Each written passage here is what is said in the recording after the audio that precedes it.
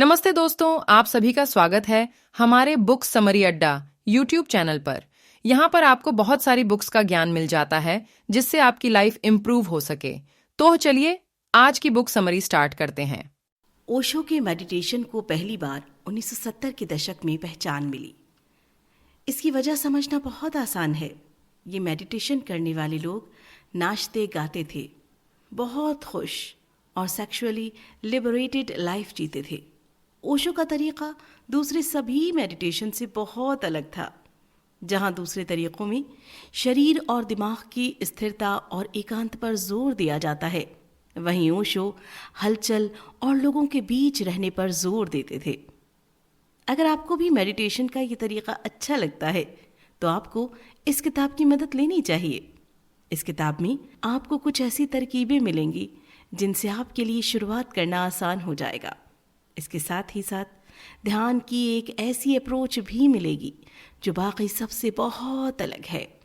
इस समरी को पढ़कर आप ये भी जानेंगे कि कैसे नाचने और उछलने कूदने से आपकी अवेयरनेस बढ़ सकती है, अपनी ईगो को काबू में कैसे रखें और रोशनी और अंधेरे में मेडिटेशन करके किस तरह अपने दिमाग को शांत रखा जाता है।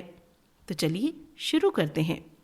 मेडिटेशन बहुत तरह से होता है, लेकिन ओशो का मेडिटेशन सेल्फ अवेयरनेस पर फोकस करता है। इसकी वजह से आपकी पॉजिटिविटी बढ़ती है और आप ज़्यादा खुश होकर जीने लगते हैं।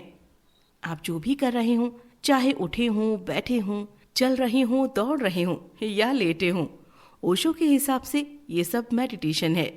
अगर आप इनको करते समय अवेयर रहते हैं तो ओशो वॉच करने पर जोर देते हैं। किसी चीज़ को वॉच करने का मतलब है कि आप अवेयर हैं। आप अपने आसपास की हर चीज़ पर ध्यान देते हैं, लेकिन एक वॉचर किसी भावना के साथ बहता नहीं है। आप खुशी देखते हैं, दुख देखते हैं, पर उसमें डूब नहीं जाते हैं। आप शांत और निश्चिंत रहते हैं। आपके लिए सब बाहरी बातें हैं। ये भी सच है कि ऐसा बदलाव रातों रात नहीं होता है। इस प्रोसेस में समय लगता है। इसकी 4 स्टेजेस होती हैं।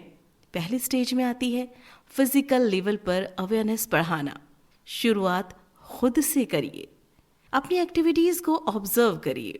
शरीर और दिमाग के कनेक्शन पर ध्यान लगाइए। दूसरी स्टेज होगी अपनी सोच पर ध्यान देना। ये स्टेप पहले वाले स्टेप से थोड़ा मुश्किल है। आपके विचार तो 2 मिनट के लिए आकर चले जाते हैं, पर उनमें ताकत बहुत होती है। वो आपको खुश कर सकते हैं, परेशान कर सकते हैं या फिर बेचैन कर सकते हैं। अगर आप मन में आते हर विचार को लिख लें और थोड़ी देर बाद उसे पढ़ें तो आपको हैरानी होगी कि आपने ये सब सोचा भी था। अभ्यास बढ़ने के साथ ऐसे विचार दूर हो जाते हैं। अब आता है अपनी भावनाओं और मूड को लेकर अवेयर होना। शायद ये सबसे मुश्किल काम है।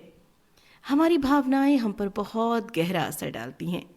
आपका मूड आपको और एक्टिविटीज़ को कंट्रोल कर सकता है, पर हमेशा याद रखिए, वॉचर पर किसी चीज़ का असर नहीं होता है। जब आप अपने शरीर और भावनाओं को लेकर जागरूक हो जाते हैं तो आप समझ पाते हैं कि ये तीनों आपस में किस तरह जुड़े हुए हैं। आप इनके कनेक्शन को समझते हुए परम शांति की तरफ बढ़ने लगते हैं। जब इन तीनों का तालमेल बन जाता है तब आप चौथी स्टेज की तरफ चल सकते हैं, यानी आत्मज्ञान।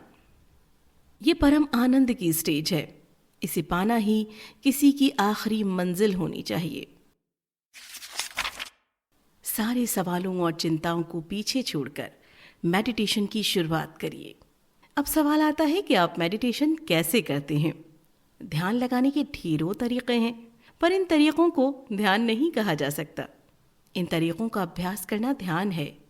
असल में आपको ध्यान करना नहीं होता, बल्कि ध्यान लगाना होता है, और ये बिना किसी एफर्ट के किए जाने वाला काम है। जब आप ध्यान की शुरुआत करते हैं तो आप कुछ करने की कोशिश कर रहे होते हैं। जैसे जैसे समय और आपकी अवेयरनेस बढ़ने लगती है, आप एफर्टलेस होते जाते हैं। यानी आप कुछ करने की कोशिश नहीं करते, बस सब कुछ अपने आप होता चला जाता है। ध्यान इसी तरह से किया जाता है। आपको ध्यान के लिए रोज़ 1 घंटे का समय देना चाहिए। शायद आप सोच रहे होंगे कि इतना ज़्यादा वक्त किस लिए, लेकिन ज़रा खुद से पूछ कर देखिए, 24 घंटों में 1 घंटा निकालना क्या सच में बहुत ज़्यादा है? आप मेडिटेशन के लिए एक जगह खोजिए। सबसे अच्छा तो ये रहेगा कि आप दुनिया की शोर शराबे से दूर प्रकृति की गोद में बैठकर ध्यान लगाएं। अगर आप किसी पेड़ के नीचे बैठ सकते हैं तो बहुत ही अच्छा रहेगा। ओशो कहते हैं कि पेड़ हमेशा ध्यान कर रहे होते हैं। हालांकि ऐसी जगह ढूंढना सबके लिए मुमकिन नहीं है। ऐसे में आप घर के अंदर ही एक शांत जगह खोज लें। अगर हो सके तो इस जगह को सिर्फ ध्यान के लिए रहने दें, वरना आप वहाँ जो भी एक्टिविटी करते हैं उसकी थोड़ी बहुत एनर्जी बची रह जाती है। इसकी वजह से ध्यान साधने में मुश्किल हो सकती है। आप ये मान लीजिए कि ध्यान लगाने वाली जगह एक पवित्र जगह है, इसीलिए यहाँ आने से पहले अपने जूते उतार दें। इसे ध्यान का पहला स्टेप समझ लीजिए। जूतों के साथ अपनी चिंता, परेशानी, इच्छाएं और दूसरी सभी बातें वहीं छोड़ दें, यानी जूतों के साथ बाकी के 23 घंटे भी छोड़ दें। अपने दिमाग और दिल को तुरंत शांत कर पाना इतना आसान नहीं होता है। यही कारण है कि ओशो का ध्यान अक्सर किसी एक्टिविटी या रचन यानी कैथारसिस से शुरू होता है। हो सकता है कि आपको गुस्सा आ रहा हो, आपको किसी उदासी या परेशानी ने घेरा हो। क्यों न चिल्लाकर या नाच गाकर खुद को इस स्टेट से बाहर निकाल लिया जाए। आगे आप कुछ ऐसे तरीकों के बारे में पढ़ेंगे और देखेंगे कि इस तरह की एक्टिविटीज़ कैसे आपके मन और शरीर को ध्यान के लिए तैयार करने में मदद कर सकती हैं। ओशो के डायनामिक मेडिटेशन में कैथारसिस के लिए एक्टिविटी और मंत्रों की मदद ली जाती है। ध्यान हो, अवेयरनेस हो या फिर चीज़ों को वॉच करना, ये सब आपको शांति की तरफ ले जाते हैं। लेकिन जब दिमाग में उथल पुथल मची हो तो भला शांति कैसे मिलेगी? ये कोई बल्ब तो है नहीं कि स्विच बंद करके बुझा दिया। ये सब शांति के रास्ते में आने वाली रुकावटें हैं जिनको दूर करना ज़रूरी है। एक बार जब आप रास्ता साफ कर लेते हैं तो सब कुछ आसान हो जाता है। यूनिवर्स आपके लिए बाहें फैला देता है। ओशो की एक्टिविटी मेडिटेशन की एक पूरी सीरीज़ है। पहली को ओशो डायनामिक मेडिटेशन कहा जाता है। ये 1 घंटे का होता है और इसे 5 भागों में बांटा जाता है। पहले 3 भाग 10-10 मिनट के और आखिरी 2 15-15 मिनट के होते हैं। पहला है तेज तेज सांसें लेना। इससे आपके शरीर को एनर्जी मिलती है। जोर जोर से और जल्दी जल्दी से सांस लें। इस पर सारा फोकस देने की या इसे एक रिदम में करने की ज़रूरत भी नहीं है। इधर उधर घूमते रहिए और सांस लेते रहिए। इस वक्त आप अपने अंदर एनर्जी भर रहे हैं। 10 मिनट बाद इस एनर्जी को रिलीज़ करना है। इसे एक झरने की तरह बहने दें। नाचिए, गाइए, कूदिए, चिल्लाइए और मन हो तो रो भी लीजिए। यानी उस वक्त जो फील कर रहे हैं वही करना है।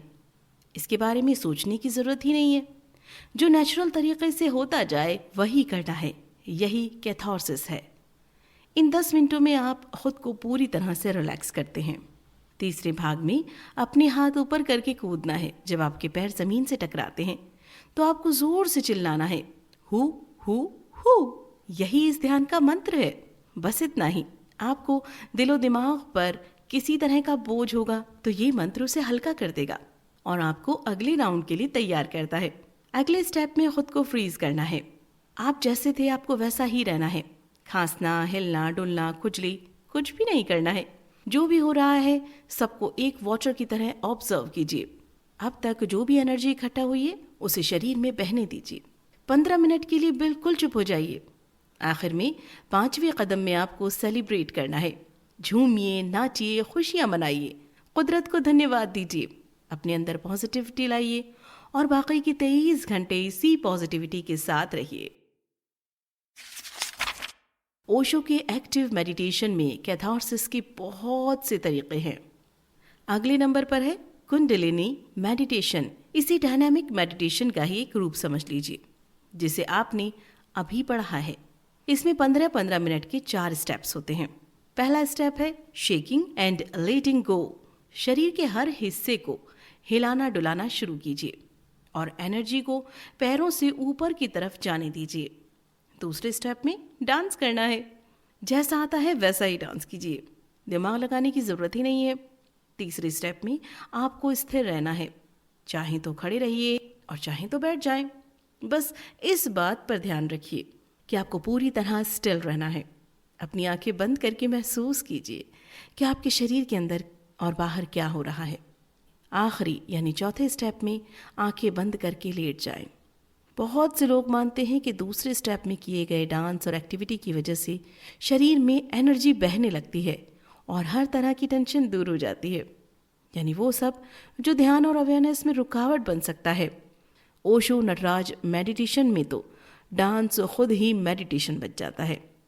ये 1 घंटे का प्रोसेस है जिसका पहला स्टेप 40 मिनट का डांस है। अपनी आंखें बंद करके इस तरह नाचना शुरू कीजिए कि जैसे आपकी इस दुनिया में इस पल के सिवा और कुछ है ही नहीं। आप किसी डांस कंपटीशन में नहीं हैं, इसीलिए डांस आता है या नहीं इसकी कोई चिंता नहीं होनी चाहिए। बस झूमते रहिए, नाचते रहिए। यहाँ तो आपको अवेयरनेस की भी ज़रूरत नहीं है, जो कर रहे हैं बस करते रहिए। दूसरा स्टेप 20 मिनट का है। आंखें बंद करके लेट जाइए और पूरी तरह से शांत हो जाइए। इसके बाद 5 मिनट सेलिब्रेट किया जाता है और अपनी खुशी जताई जाती है। आखिर में आता है ओशो नाद ब्रह्म ध्यान। वैसे तो इसे सुबह सुबह करने का चलन है, पर इसे किसी भी समय पर किया जाए तो इसका फ़ायदा ज़रूर मिलता है। हालांकि इसे खाली पेट करने के लिए कहा जाता है। इसका पहला स्टेप 30 मिनट का होता है। आप किसी आरामदायक तरीके से इसकी शुरुआत करते हैं। अब इतनी जोर से गुनगुनाना शुरू करें कि दूसरे भी सुन सकें। ऐसे गुनगुनाएं कि कंपन महसूस होने लगे, जैसे आपका शरीर पूरी तरह से खाली है और इसमें से तरंगें आ जा रही हैं। आपको बस इनको आते जाते हुए महसूस करना है। दूसरे स्टेप में 7.5 मिनट के 2 भाग हैं। पहले भाग में आप हथेलियों को अपनी नाभि के ऊपर की तरफ रखें और फिर उन्हें गोल घुमाते हुए बाहर की तरफ ले जाएं। अपनी एनर्जी दुनिया को दें। दूसरे भाग में हथेलियों को नीचे की तरफ रखें और गोल घुमाने का तरीका उल्टा कर दें, यानी अब हथेलियां आपकी नाभि पर आकर मिलेंगी। अब आप ब्रह्मांड से एनर्जी ले रहे हैं। इसे खुद में आता हुआ महसूस करें। अब 15 मिनट के लिए पूरी तरह स्थिर और शांत रहें। आप मेडिटेशन को हर दिन के काम से जोड़ सकते हैं। आपका हर काम मेडिटेशन बन सकता है। अगर सही तरह से करें तो जॉगिंग और स्विमिंग भी हम इनको ऑटोमेटिक मोड पर करते हैं। अगर थोड़ी अवेयरनेस के साथ करें तो ये भी मेडिटेशन बन सकते हैं। आपको अपने हर मोमेंट का एहसास होना चाहिए। ओशो ने तो सिगरेट की आदत को ही ध्यान में बदलकर एक आदमी को सिगरेट छोड़ने में मदद की। इसमें हर एक स्टेप को गहराई से देखा गया। सिगरेट को पैकेट से बाहर निकालना, सिगरेट के सिरे को पैकेट से टकराना, इसे जलाना, धुआं खींचना और छोड़ना। इस तरह से ये पैसिव से एक्टिव आदत बन गई। 3 महीने बाद उस आदमी ने सिगरेट ही छोड़ दी। अवेयरनेस लाकर और ऑटोमेटिक मोड से बाहर निकलकर हम सालों पुरानी बुरी आदतों से छुटकारा पा सकते हैं। अगर आप मेडिटेशन के बारे में थोड़ा भी जानते हैं तो आपने ये ज़रूर सुना होगा कि आपकी सांसों पर ध्यान देना बहुत फ़ायदेमंद होता है। इस तरह से ब्रीथ करके आप मेडिटेशन का ज़्यादा फ़ायदा उठा सकते हैं। मेडिटेशन की एक टेक्निक है विपश्यना। ये शायद ध्यान का सबसे महत्वपूर्ण तरीका है, क्योंकि ओशो इसे ध्यान का सार कहते हैं। विपश्यना पूरी तरह से अवेयरनेस पर आधारित है। इस बात पर ध्यान दीजिए कि आप अपने शरीर को कैसे चलाते हैं, खाते हुए अपने मुंह में खाना कैसे लेते हैं, आप कैसे चलते हैं। अपनी भावना और मूड को लेकर अवेयर रहें। जब आप इनको बदलता या आता जाता महसूस करें, इन पर ध्यान दें। इनको जज नहीं करना है, इनको रोकना भी नहीं है, बस अलर्ट रहना है। अपनी सांसों पर ध्यान दीजिए। जब आप सांस लेते हैं और छोड़ते हैं तो क्या आपके सीने या पेट में हलचल होती है? ज़्यादातर पश्चिमी देशों में आदमी अपने सीने में सांस लेते हैं, क्योंकि उन्हें ये बताया गया है कि चौड़ा सीना अच्छा उदाहरण होता है और बाहर निकला हुआ पेट बुरा होता है। लेकिन बहुत से पूर्वी देशों में ऐसा नहीं है। जापान का ही उदाहरण ले लीजिए। लाफिंग बुद्धा को देखिए, इनका सीना छोटा है, पेट बड़ा और बाहर निकला हुआ है। वो खुश नजर आते हैं। आप कैसे सांस लेते हैं ये आपकी आदत हो सकती है, लेकिन जब आप आराम कर रहे होते हैं या लगभग सो जाने वाले होते हैं तो आप अपने पेट से सांस लेते हैं, अपने सीने से नहीं। अगली बार इस बात पर ध्यान दें। क्या आपको इस तरह ज़्यादा आराम महसूस होता है? ये एक और टेक्निक है जिसे आप किसी भी समय इस्तेमाल कर सकते हैं। इससे आपकी अवेयरनेस भी बढ़ती है, तनाव भी दूर होता है। असल में आप अपने सिर से लेकर पैरों तक एक के बाद एक ध्यान देते हैं। हर हिस्से की मसल को खींचते हैं, कुछ देर रुकते हैं और फिर ढीला छोड़ देते हैं। हम दिन भर में जाने अनजाने दिल और दिमाग को बहुत तनाव देते हैं। यह आसान सी कसरत इस आदत को दूर करने में मदद करती है। तेज रोशनी और अंधेरे में मेडिटेशन करने और ध्यान देकर सुनने से आपको एक अच्छा वॉचर बनने में मदद मिलती है। हमारी जिंदगी में अक्सर ऐसी परिस्थितियां आ जाती हैं जो एक दूसरे से बिल्कुल उलट हों, जैसे खुशी और दुख या फिर रोशनी और अंधेरा। इनसे बचा नहीं जा सकता है। मेडिटेशन की मदद से हम इनसे अच्छी तरह से गुजरना सीख सकते हैं।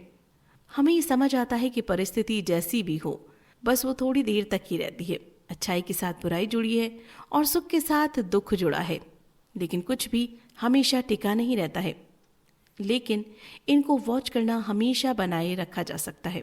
तेज रोशनी और अंधेरा दोनों ही हमें बहुत कुछ सिखा सकते हैं। एक दिन इसे आजमा कर देखिए। साफ आसमान के नीचे लेट जाइए, इसके नीले फैलाव को देखिए। आपकी आंखों में पानी आए तो आने दें, लेकिन रुके ना। आसमान के बारे में सोचना नहीं है, बस ध्यान से इसे देखते जाना है। महसूस करिए कि आसमान और आपके बीच कोई फर्क नहीं रहा है। आप भी आसमान बन चुके हैं। आप यही अंधेरे में भी कर सकते हैं।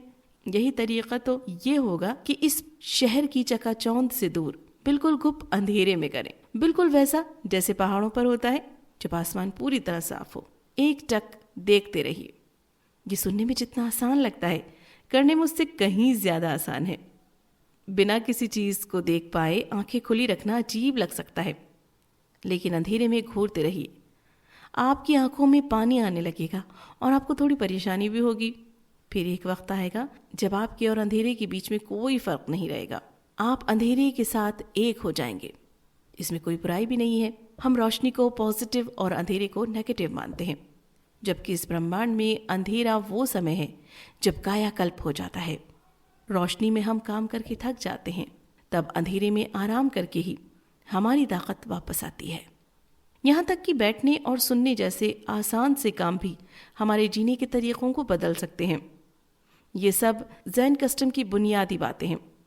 आप आज सिर्फ 1 घंटे के लिए इसे कर लें तो कोई फ़ायदा नहीं मिलेगा, लेकिन अगर आप इसे कुछ महीनों तक रोज़ाना करते हैं तो आप सही ट्रैक पर आ जाएंगे। क्योंकि बिना कुछ किए यूं ही बैठे रहना दुनिया के सबसे मुश्किल कामों में से एक है। पर आप कोशिश करते रहिए, चाहे आप कहीं पर भी बैठे हों, ये तरीका काम कर सकता है। फिर भी सबसे अच्छा यही रहेगा कि आप ऐसी जगह चुनें जहां आपको तरह तरह की चीज़ें देखकर भटकने का चांस ना हो। आप एक सादी सफ़ेद दीवार के सामने बैठ सकते हैं। ये अभ्यास 30 मिनट तक करें। किसी एक खास चीज़ पर फोकस न करते हुए बस अलर्ट रहिए।